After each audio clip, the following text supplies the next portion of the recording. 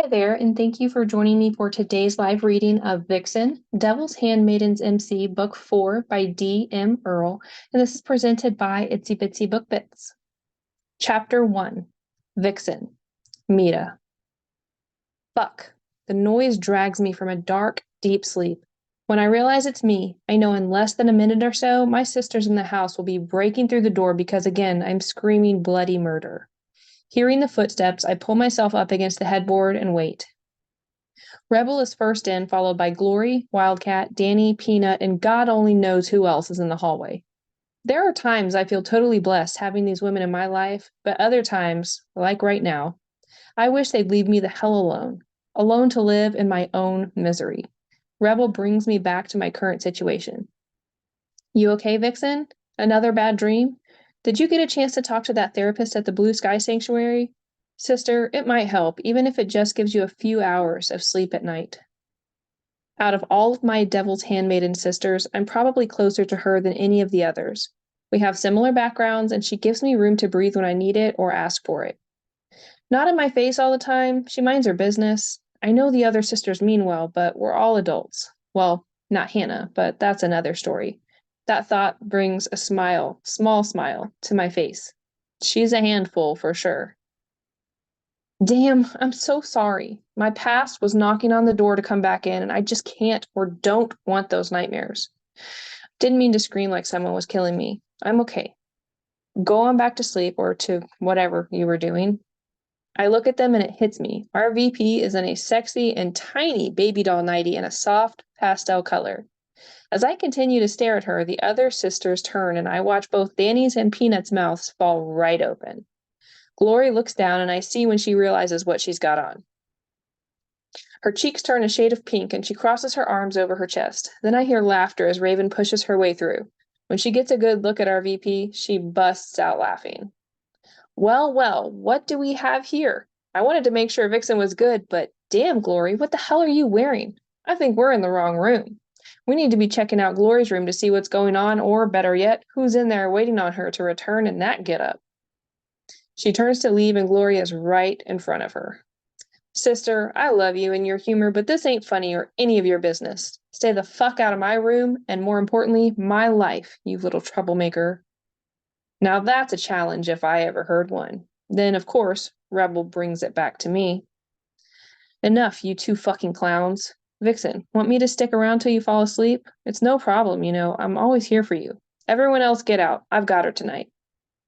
They all pile out until it's just the two of us. Rebel closes the door, then reaches down and takes her boots off. So, what's going on, V? Can you think why now? What's got your mind all screwed up again? I don't want to tell her about the phone call I got from my past. A call for help. And I don't know what to do. It sounds like something our club would definitely want to help out with, but not sure if it's a trap or what. Know those people are heartless and will kill anyone who even thinks of betraying them. But Poodles is in trouble and needs help right now. My head is pounding. Someone reached out from my past and it brought it all back to the surface. Rebel, I can't believe all that happened in Vegas back in the day. One phone call and it all comes rushing back, just like that, even after all these years. Damn, I was so naive. Why the fuck I ever believed one word Juice ever told me? I mean, whose name is Juice, really? I ran from a bad time in my life and slammed into a living hell. Sister, damn. I'm so messed up. Feeling the bed shift then, I'm pulled into Rebel's arms. Just that little bit of human contact has my eyes filling up. If I had to use the title best friend, it would have to be hands down Rebel.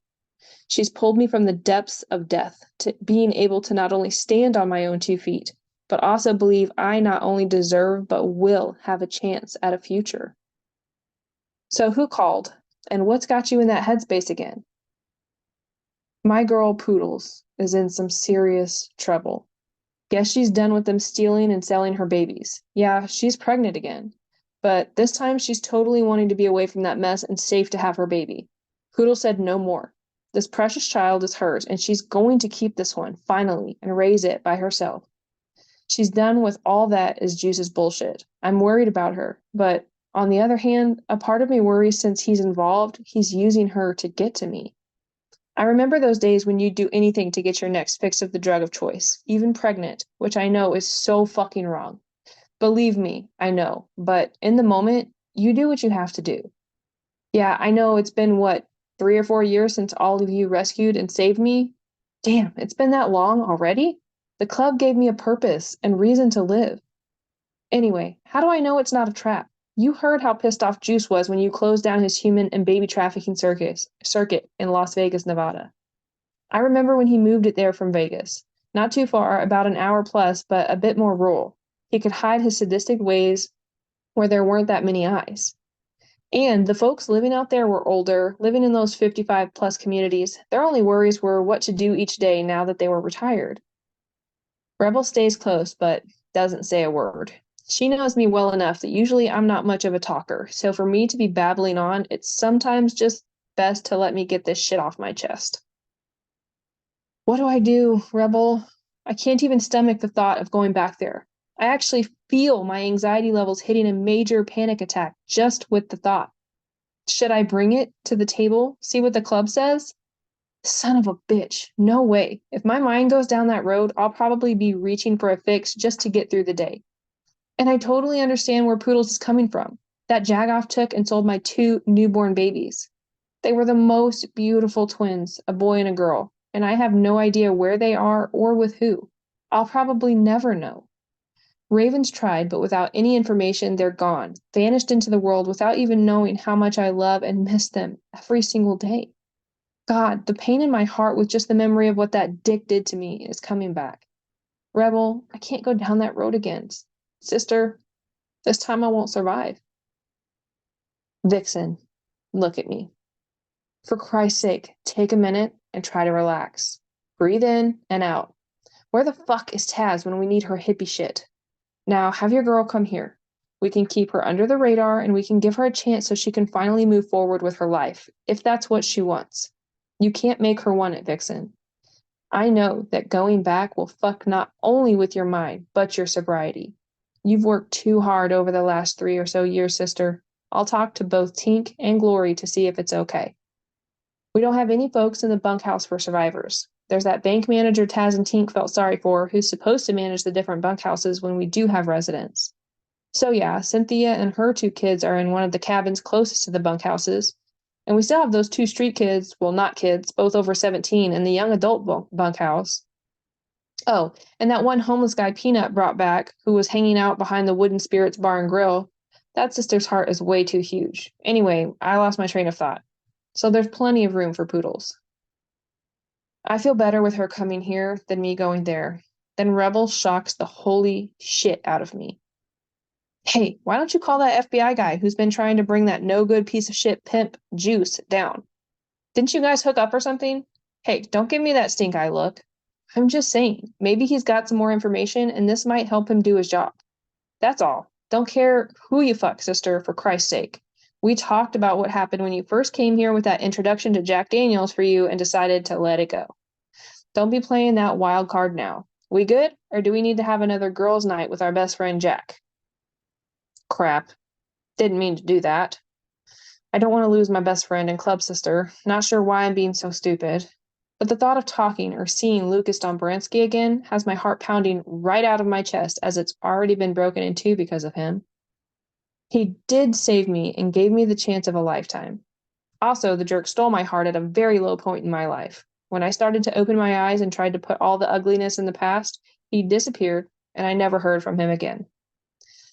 Though he did reach out to Tink or Shadow, don't remember which one, to give them an update about the case he was working on. I have no idea if he's ever reached out after that because I told him I didn't want to know. Rebel, damn, sorry girl. This is what happens when the past comes knocking down my door, thumping my barriers out of the way. Right now, I just want to get some sleep. Once my head is clearer, I can then make a decision. Will I be able to talk it out with you then? Please? All I get is a tight hug, then she's up and out of my bed, grabbing her boots and headed toward the door. Damn, I hurt her feelings again. Rebel, please don't leave mad at me. You're my best friend, and I love you with all of my heart. I'm fucked up. You've always known that. I've been brutally honest. Well, at least to you. Turning, she gives me a smile first. Sister, we're all good. I don't envy you. Not only me, but every one of our sisters will always have your back. I'm sorry for bringing up his name. That was so wrong. My bad. Go ahead, get some Z's. Tomorrow or later today, things will look clearer. And know I love you too, V. Always will, Mita. Damn. Fuck. She's hurting because of me. Rebel only uses my given name when she's either drunk or emotional. Nothing I can do, though, right now, right this minute, since she's gone. Lying on the bed, I wait until I feel strong enough to face it. Then I get up and go to my walk-in closet and pull the box down that is way in the back on the middle shelf. Opening it, I pull out a few pictures on top. Looking down, it hits me square in the chest. Lucas Dombransky is the one and only man in this entire world who I let in, and he turned his back on me like I was a bag of trash. When he first showed interest, I warned him I was indeed trash, and he was too good for me. He told me if it was the last thing he ever did, he'd prove to me I wasn't anywhere near trash. After spending my last couple of months pregnant in his company, he told me I meant the world to him. Then, not 2 weeks after the babies were born and taken, he ghosted me. I'll never forgive him. Never, ever. With that thought, I drop the pictures back in the box and go back to bed, praying I'll be able to get some sleep and not dream of those sexy hazel eyes of his or the smirk he usually wore on his gorgeous face when with me. Chapter 2. Vixen. Mita. After tossing and turning most of the night, I struggled to get out of bed and start my day. Once again, I walk into my closet to grab that dreaded box and look at those pictures again. It still hurts deeply because I have no idea what I did for Lucas, or as his FBI hostage rescue team called him, Ironside, because of his strength and bravery to ghost me. They looked up to him and would follow him to hell and back. They did that day in Las Vegas when, between the FBI and the Devil's Handmaidens MC, they raided Pepe Juice Rodriguez's prostitution house of horrors. Needing a cup or pot of coffee to deal with all the shit running through my mind, I finish getting dressed, put the pictures away again, then head to the kitchen. Hearing voices, I swing the door and almost lose myself at what I see. Hannah, or as we call her, Squirt, is sitting on her, I'm guessing, boyfriend Presley's lap. Damn it, just what I don't need to see. The beginnings of new love. I've never experienced that in my entire life. No one man has ever cared enough to share that with me. I grew up in the foster care system in Las Vegas. That's how I got suckered in by Juice. Hot guy shows interest in the young 18-year-old girl just out of foster care, looking for somewhere to live and work. He treated me like a queen in the beginning. Put me up in an apartment, and not just any kind, one that was right off the strip. He bought me clothes and took me to fancy dinners. When we had sex the first time, he was so gentle and worried about hurting me. I wasn't a virgin since that was taken from me back when I was 12 in one of my foster homes. Juice knew this, so he went all out, down to rose petals on the bed. My young, impressionable heart fell fast and hard for him. Then one day he showed up at my apartment with 3 of his boys, told me we were going to party hard. I was so confused. When I finally came to, it was the next day. I was beaten and had been gang raped. That's how Juice forced me into my, as he put it sarcastically, baby, your new employment is to service anyone who pays the price. I don't care, man, woman, or a group. You do what is asked. After the 3rd or 4th beatdown, because I didn't want to do what those sick assholes wanted me to do, he almost killed me. Each time I refused, Juice beat me like a dog, raped me, and left me bleeding on the floor. Finally, I couldn't take it any longer and just did what he told me to do. I became a fuckhole for any asshole out there who had the money. I did things I never want to remember again. There are deviants who live in our world and look normal, and I had no idea they were out there. The day I realized I was pregnant, fear rose up in me, and the thought of getting rid of it overwhelmed me. I didn't have any idea how Juice found out, but he was beyond thrilled. Told me he'd take care of everything, like the doctor visits, and would cut my hours down like he really cared. When Poodles, who was older than me, took me aside and told me why he was being nice, I cried and cried. He was using me for my body so I could make the baby, but once it was born, he'd sell it on the black market. Poodles said he'd sold 2 of her babies already. The next time she got pregnant, she made her body abort it. I have no idea how, but when Juice found out, he beat her so bad she ended up in the intensive care unit for 4 days. So lost in my own thoughts, I let out a scream when 2 hands fall on my shoulders. Damn, Vixen, what's got your ass in a sling this morning? Turning, I see Raven standing behind me, a huge smile on her face. Well, until she sees Squirt and Presley now snuggling together. Hey, what the fuck, you two juvenile lovebirds? The rules are you're never to be alone together. That came down from Shadow. Don't make me bust your asses out. What are you even doing here, Presley? I thought you were staying at either Ollie's or Tank's. Well, Raven, I'm staying at the Intruders Clubhouse. I was sent over here by the president of the Intruders to drop some stuff off for your president Tink needs. If you like, I can take this stuff back and let Tank know you questioned me on my errand. It's up to you, Raven. Hannah's face is pink, and she lets out a small snort. Gotta give it to Presley. The smartass didn't hesitate. He just threw down with Raven, and right this second seems to be the winner this time. Thanks for the song and dance, Presley Jones, but we all know the real reason why you're here. It's that naive, young, hot piece of ass next to you. What happens next shocks the ever-living shit out of us all.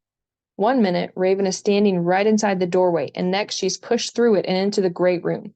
Presley never puts hands on her, but in under 2.5 seconds, he has Raven up against the wall, his face is inches from her. And the look in his eyes is beyond scary. You hear me, woman, here and now. Don't you ever disrespect Hannah or say shit like that about her. If I hear again that you mess with her, we are gonna have a problem. You hear me, Miss Brenna? Raven takes a deep breath, face turning pink because she, like all of us, can hear the sarcasm coming from Presley. Listen here, you little cocksucker. First, never use that name again unless you have a wish to be 6 feet under. Second, Hannah is ours, always will be. So saying that, get used to one or a few of her sisters up your ass, you bastard. She's our kid sister, so it's never going to be easy to be with her. If you don't have the balls to handle it, there's the door. Don't let it hit you where the good Lord split you, you smart ass punk. I'm standing here watching these two go at it and realize my problems disappeared for the last 5 minutes. Life works in mysterious ways. Now, if I can only figure out what the next steps are, maybe the nervous energy running through my body would slow down so I can catch my breath. What I do know is it's time to talk to Tink, Glory, and Shadow, stat. I'm in too deep again, need their direction and help. This time I'm not alone. I'm sitting in Tink's office waiting. I just spent the last, 15 minutes explaining the situation I'm in. Also told them about poodles and what I'd like to do, but not sure it's even safe. The smartest thing I did was bring Rebel with me. I just feel calmer and safe when she's around. Always have. Now the room is so silent a mouse could fart and we'd hear it. Why my mind went there, I have no idea, but when a snort comes out, because I'm trying not to laugh, Rebel looks my way, eyes wide open. Tink and Shadow exchange a look, then our enforcer looks me directly in the eye. Those icy, crystal blue eyes can make a grown man shake in his boots, so needless to say, my stomach flips at the look she is giving me. I am so wrong, because it isn't directed to me at all. Tell me where to find your friend Poodles and Vixen, sister. I'll make the trip myself to bring her here to Montana. She can have a fresh start, and if that pimp even shows his face, I'll be happy to rip it off with my own 2 hands and shove it up his ass along with his tiny dick and raisin-like balls. There is nothing, especially him, that will ever touch you again. I swear this to you. Anyone who thinks they can will have to go through me, so try and calm your ass down. Now, what we need is to get everyone together and figure out the best way to get, what's her name again? Yeah, Poodles, out of Vegas and back here. With that, everyone starts throwing out ideas while Glory starts calling the other sisters, and per Tink, even our 4 prospects. It is going to be all hands on deck for this mission. All I can do is deep breathe so I don't make a total fool out of myself by breaking down into soul-wrenching sobs. I've been on edge since I spoke to my friend. Now I have these friends, no wrong, they are my chosen family, ready to take my back and help Poodles, no questions asked. None of these women have ever looked down at me or treated me like the whore I was. Feeling eyes on me, I look up and see Tink and Shadow watching me closely. Tink stands up and comes to me, putting her hands in mine. As tiny as she is, there are times she scares the shit out of me. This is one of those times. What she tells me almost has my head blow off my shoulders. The last thing I thought my prez would ever tell me.